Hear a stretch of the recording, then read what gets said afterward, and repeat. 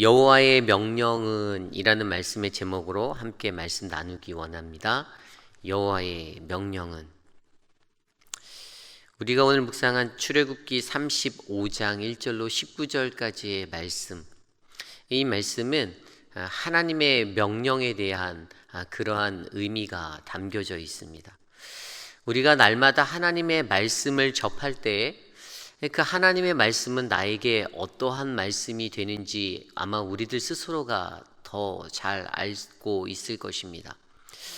그런데 그러한 하나님의 말씀을 날마다 묵상하고 내 마음속에 새기며 그렇게 살아갈 때 이것들은 하나님께서 나에게 권면하시는 거다라는 것보다는 개인적으로 제게는 이것은 하나님의 명령이다라는 말씀으로 제게 다가옵니다. 그냥 권면과 명령의 차이는 무엇입니까? 그냥 권면은 내가 듣고 나서 행하지 않아도, 그것들을 이행하지 않아도 되는 자유가 있습니다. 하지만 명령이다라고 말하면 그 명령에는 반드시 따라야 하는 그러한 의무가 담겨져 있습니다. 물론 그 하나님의 명령을 듣고 인간인 우리들이 선택할 수 있습니다. 그 명령에 순종하는가 순종하지 않는가의 선택은 우리가 할 수 있습니다. 하지만 예수 그리스도를 구주로 모시고 살아가는 그리스도인들에게는 그것이 선택이 아닌 반드시 행해야 할 책임과 의무의 자리가 되어야 한다는 사실입니다. 여호와의 명령은 우리들에게 어떠한 은혜의 것들을 나누어 줍니까? 어떠한 도전들을 줄까요? 오늘 말씀 안에서 그것들을 한 3가지 정도로 함께 살펴보기를 원합니다. 첫 번째로, 여호와의 명령은 하나님을 기억하게 합니다. 여호와의 명령은 하나님을 기억하게 합니다. 오늘 말씀 1절로 3절까지의 말씀입니다. 모세가 이스라엘 자손의 온 회중을 모으고 그들에게 이르되 여호와께서 너희에게 명령하사 행하게 하신 말씀이 이러하니라. 엿새 동안은 일하고 7째 날은 너희를 위한 거룩한 날이니 여호와께 엄숙한 안식일이라. 누구든지 이날에 일하는 자는 죽일지니 안식일에는 너희의 모든 처소에서 불도 피우지 말지니라. 아멘. 여기에 보면은 여호와께서 너희에게 명령하사라고 나와 있죠. 이 동일한 말씀이 1절부터 3절의 안식일에 대해서 이야기하실 때에도 이것이 명령되어진 것임을 증명하고 있습니다. 그리고 이 뒤에 나오는 성막을 짓기 위한 그러한 이야기를 할 때도 4절 말씀에 여호와께서 명령하신 일이라고 말씀하십니다. 오늘의 본문에서 나오는 2가지의 안식일과 성막에 관한 이야기를 함에 있어 하나님께서는 이것이 여호와의 명령이다라고 우리에게 가르쳐 주셨습니다. 이 하나님의 명령의 첫 번째가 바로 하나님을 기억하게 한다라는 것이죠. 안식일의 이야기를 들어 하나님께서는 그것을 우리에게 이야기하고 계십니다. 안식일의 규례는 이미 출애굽기 31장에서 이야기되어진 그러한 이야기였습니다. 하나님의 명령이었습니다. 그리고 그것에 대해서 우리가 잘 아는 것은 이것은 반드시 우리가 지켜야 하는 하나님의 명령으로 받아들여야 한다라는 사실이죠. 하나님께서 천지를 창조하시고 7째 날에 안식을 취하셨던 것, 그러한 천지 창조주 하나님을 기억하며 그 날은 여호와의 날이다라고 말씀은 선포하고 있습니다. 그리고 그 여호와의 날에 하나님께서 가장 원하시는 것이 무엇이냐? 출애굽기 31장 13절 말씀은 그것을 이렇게 설명합니다. 너는 이스라엘 자손에게 고하여 이르기를 너희는 나의 안식일을 지키라. 이는 나와 너희 사이에 너희 대대의 표징이니 나는 너희를 거룩하게 하는 여호와인 줄 너희로 알게 함이라. 아멘. 이 안식일의 핵심은 무엇입니까? 이 안식일은요, 하나님과 인간, 피조물인 우리 사이에 그 언약의 표징이 된다고 합니다.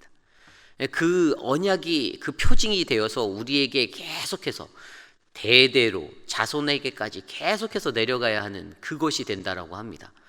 그리고 거기에 담겨진 핵심이 나는 너희를 거룩하게 하는 여호와다라는 이 사실을 너희가 알게 하려 하신다라고 합니다. 안식일의 의무를 지킬 때 사람들이 그것을 바라보는 겁니다. 하나님 그분이 우리를 거룩해 하시는 거룩하신 분이시구나. 그분은 거룩한 그러한 분이시구나라는 사실을 인간인 피조물인 우리가 알게 한다라는 것입니다. 그러면서 그 날을 뭐라고 말씀하십니까? 오늘 말씀 2절에서는 이 일곱째 날이 너희를 위한 거룩한 날이다 라고 설명하지 않습니까? 성일이다 라고 이야기합니다. 그런데 하나님이 거룩한 분이심을 기억하고 그 날을 지키는 것이 우리들에게도 거룩한 날이 된다라고 오늘 말씀은 설명합니다. 여호와의 거룩하심을 바라볼 때에 그 거룩하심을 받아보는 우리들의 삶이 어떨까요? 오늘 말씀에서도 안식일의 규례는 어떠하였습니까? 불도 피우지 마라. 그것을 강조하지 않습니까? 어떠한 일도 하지 마라. 오늘날 같은 때에는 불을 피는 것은 나이타나 이런 편리한 도구를 이용해서 가볍게 불을 다 지필 수 있죠. 하지만 분명히 이 시대까지만 해도 그러한 기구들은 존재하지 않았습니다. 불을 피우는 것 자체가 그들에게 노동이 될 수 있는 그러한 힘든 일이었습니다. 그런데 하나님께서는 그들이 불을 피워서 음식을 해야 하고 쿠킹을 해야 하고 먹어야 하고 살아야 하는데 그런 것까지도 다 참아가면서 멈추다라고 이야기하십니다. 왜냐하면 그러한 것들, 우리가 인간으로서 어떠한 것들에 노동을 들여 할 때 어떻습니까? 그 일에 집중하잖아요. 내가 그 일을 하기 위해서 몰입하잖아요. 뭔가 이렇게 온 힘을 쏟잖아요. 그러한 것들을 다 멈추고 오직 하나님께만 집중해라. 거룩하신 그 하나님께만 집중하며 나아가라. 그 날을 그렇게 지켜라 라고 그들에게 말씀하여 주시는 것이었습니다. 그것을 통해서 하나님을 기억해야 하는 것, 오직 하나님께만 집중되어지는 그 생각들에 모든 삶을 집중하여 놓고 그날에는 하나님 거룩하신 그분만을 기억하며 살아가는 인생이 되게 하려 하신 하나님의 온전한 의도를 우리는 발견해 볼 수가 있습니다. 오늘 이 시대를 살아가는 우리들에게도 안식일은 존재합니다. 우리가 부르는 주일이라는 날을 우리는 안식일로 정하고 하나님께 나와 예배합니다. 예전에 어렸을 때 교회에 다닐 때에는 안식일을 어기는 것이 안 된다라는 생각이 정말 마음에 가득하였습니다. 왜냐하면 부모님들께 그렇게 배웠거든요. 사실 어떠한 일들이 있어서 학교에 무슨 보이스카우트 이런 행사가 있어서 꼭 모이면 주말에 모이잖아요. 그런데 부모님은 절대로 그런 것들을 허락하지 않았습니다.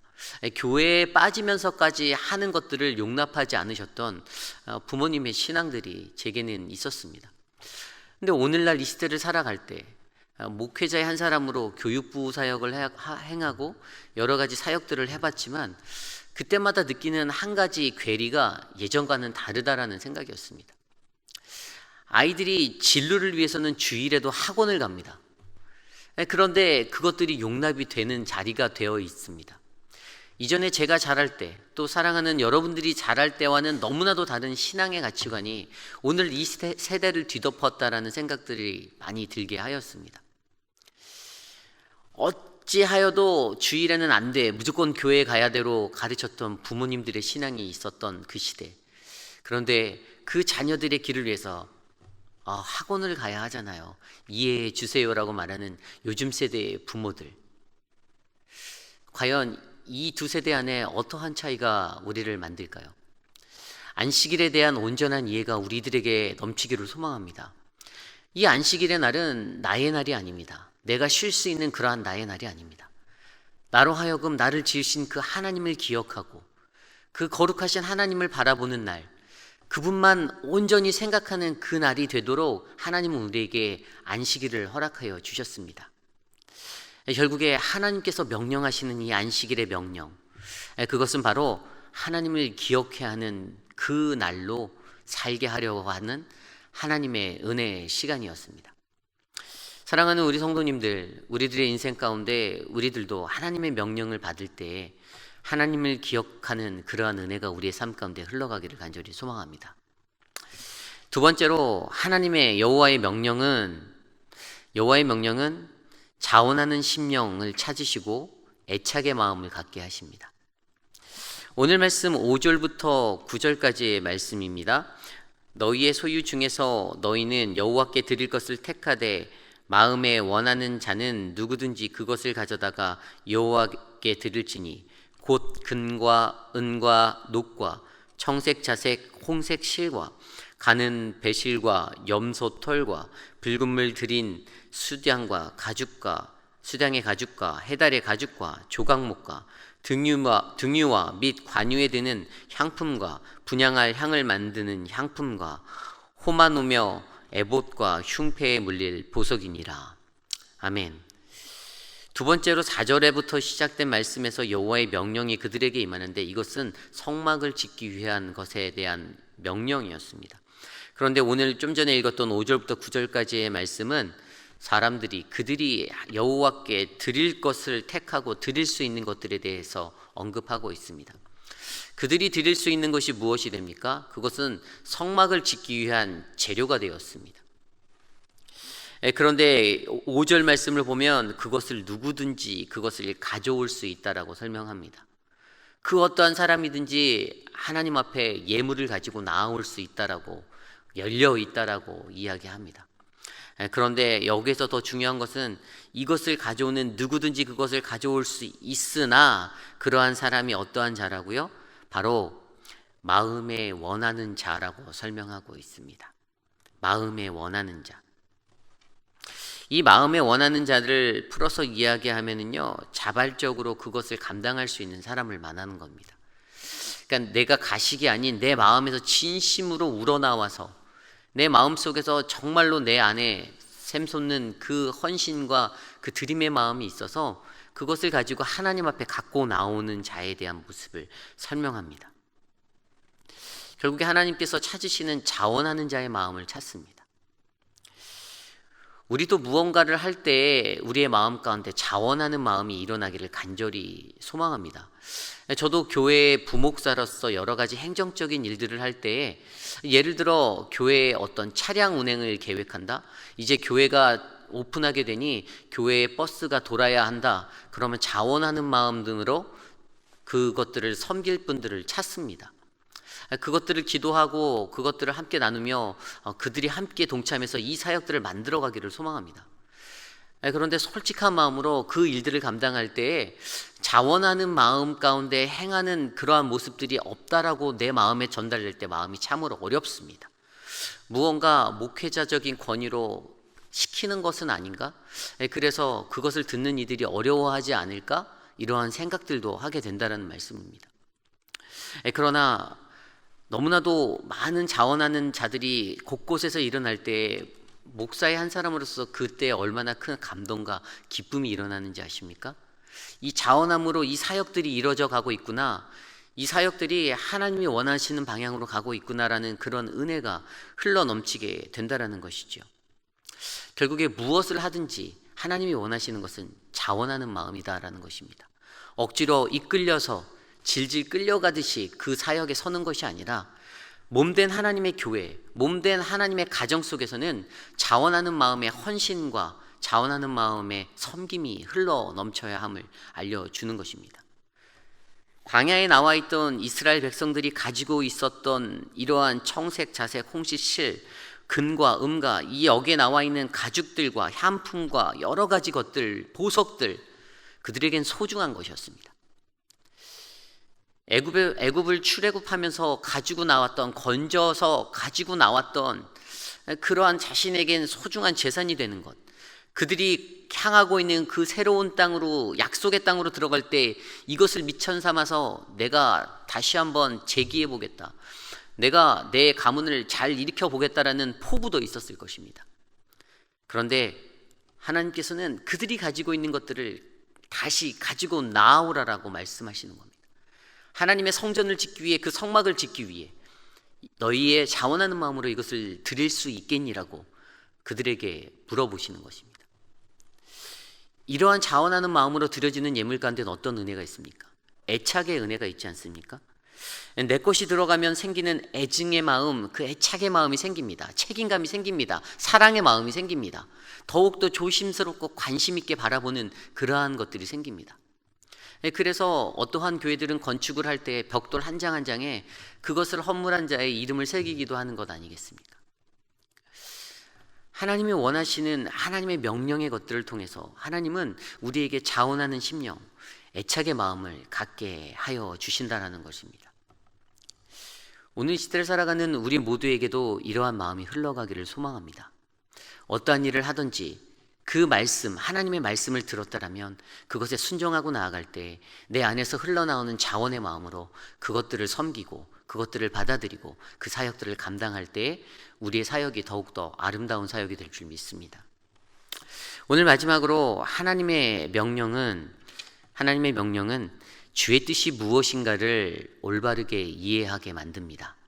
주님의 뜻이 무엇인가를 올바르게 이해해야 합니다. 오늘 말씀 10절 말씀에 이렇게 기록되어져 있습니다. 물은 너희 중에 마음이 지혜로운 자는 와서 여호와께서 명령하신 것을 다 만들지니. 아멘. 성막을 지을 때 어떻게 해야 되는지를 10절에서 설명하고 11절부터 19절까지 그 세부한 내용에 대해서 하나씩 설명하여 주셨습니다. 그런데 이 성막을 지을 때 어떤 것이 필요하다라고 합니까? 뛰어난 건축가가 필요하다라고 했습니까? 뛰어난 장인들이 필요하다고 하였나요? 그렇지 않죠. 마음이 지혜로운 자가 와서 지어야 한다라고 설명합니다. 건축을 함에 있어서 가장 필요한 것이 바로 마음의 지혜라고 설명하는데요. 과연 이 마음의 지혜가 무엇일까요? 히브리어 원어 성경에서는 이것을 하캄 레브라고 설명합니다. 레브는 우리가 잘 알듯이 마음이고요. 하캄이라는 것은 지혜를 뜻하는 단어입니다. 그러고 여기서 나오는 이 지혜로운 마음이 바로 하나님께 받은 지혜를 가지고 그 지혜에 따라 성막을 만들 수 있는 마음, 그렇게 일할 수 있는 사람의 마음을 나타내는 것입니다. 이 시대를 살아가는 우리 모두에게도 이 하캄 레브, 지혜로운 마음이 필요합니다. 이 지혜로운 마음은 내 생각과 내 뜻을 의존하여 나가는 것이 아니라 마음의 중심에 하나님의 뜻이, 하나님의 음성이, 하나님의 영적인 인도하심이 온전히 흘러가는 사람이어야 한다라는 사실입니다. 즉 주님께 민감히 반응할 수 있는, 주님과의 그렇게 깊이 있는 영적 교류가 있는 사람, 그래서 하나님의 뜻이 무엇인지를 올바르게 분별하여 이끌어갈 수 있는, 건축할 수 있는 그 사람이 필요하다라는 말이죠. 우리가 살아가는 가정도 마찬가지입니다. 사람의 말과 사람의 뜻이 아닌 하나님의 뜻이 그 가정의 기본의 토대로 세워질 때 그 가정은 건강한 가정으로 빌트업 되지 않습니까? 그렇게 하나님께서 건축을 함에 있어, 성막을 지음에 있어 마음이 지혜로운 사람을 찾으신다라고 설명하십니다. 왜냐하면 주님의 뜻이 무엇인가를 온전히 분별할 수 있는 그 분별력이 이 건축에 필요했기 때문입니다. 에베소서 5장 17절 말씀에 사도 바울이 말하는 세상 속의 지혜에 대해서 설명합니다. 그러므로 어리석은 자가 되지 말고 오직 주의 뜻이 무엇인가를 이해하라. 그가 말하는 세상을 살아가는 그리스도인의 원칙이 있는데 그것이 바로 지혜롭게 주의 뜻을 이해하며 살아가는 이 지혜라는 것이죠. 그것의 반대가 어리석음 아닙니까? 어리석게 살지 말고 지혜 있게 주의 뜻을 이해하는 마음으로 그 모습으로 너희가 살아라. 오늘 이들이 건축하는 이 자리에서도 그들에게 하나님이 매뉴얼을 주셨습니다. 그리고 그들에게 하나님이 원하셨던 지혜는 내가 너희에게 일러준 대로 그 말씀을 따라 순종하며 이것들을 하나하나 정확하게 그대로 실천할 수 있는 지혜, 바로 하나님의 뜻을 온전히 이해할 수 있는, 실천할 수 있는 지혜였다라는 사실이죠. 어떤 건물을 짓는 데 있어서 건축을 한다라고 생각을 해봅시다. 우리 교회에 어떠한 작은 건물을 옆에다 짓는다라고 생각해 보세요. 건축자가 설계한 설계의 원형이 있습니다. 그 건축자가 깊이 있게 생각하고 관찰해서 자신의 의도를 담아 이 건축은 이렇게 되어야 돼 하면서 설계했던 것들이 있었죠. 그런데 지나가는 한 사람이 그냥 지나가다가 그것을 보고 이거는 여기가 아니라 여기에다 이렇게 지어야 되는데 라고 말을 한다라면, 그래서 물론 그 건축이 틀어질 리는 없겠지만 그러한 건축자의 의도가 이렇게 바뀌어버리지는 않겠지만 그것이 옳지 않다라는 사실을 우리는 이해할 수 있지 않습니까? 처음에 설계자가 계획했던 그 설계가 변경되어서는 안 된다라는 사실입니다. 하나님이 그들에게 모든 것들에 대해서 성막 건축의 좌우 넓이, 번제단을 짓고 물두멍을 짓고 성소에 들어갈 하나하나의 것들까지 다 재단하여서 어떻게 얼마큼의 것들로 만들어라, 일일이 다 명령하여 주셨던 것, 그것을 하나도 빠지지 않고 그대로 지어라라고 말씀하신 그 이유는 바로 하나님이 설계하신 그 설계의 의미를 피조물인 우리가 깨달아 알기를 원하셨다라는 사실이죠. 그러기에 건축을 행함에 있어서 하나님의 뜻을 올바르게 분별할 수 있는 그러한 자들이 바로 하나님의 명령 가운데 온전히 드러나야 한다라는 사실입니다. 오늘 우리는 여호와의 명령에 대해서 생각해 보았습니다. 여호와께서 우리에게 명령하십니다. 그때 우리는 하나님을 기억해야 하며 자원하는 심령으로 애착의 마음을 갖고 나아가야 하고, 그때 우리는 바로 하나님의 뜻이 무엇인지를 올바르게 이해할 수 있는 그 분별력의 모습을 가져야 합니다. 하나님의 명령은 바로 우리의 인생을 그러한 삶의 자리로 이끌어 주십니다. 오늘 이 하루를 살아가며 하나님의 명령을 온전히 받아들일 수 있는 저와 여러분 우리가 되기를 원합니다. 그 명령 가운데 설 때 내 생각, 내가 원하는 것 다 내려놓고 하나님을 기억하고 자원하는 마음으로, 애착의 마음을 갖게 하시는 그 마음으로 하나님의 그 선하신 뜻을 바르게 분별하여 이 세상 가운데 승리하는 오늘 이 하루가 되시기를 간절히 소망합니다.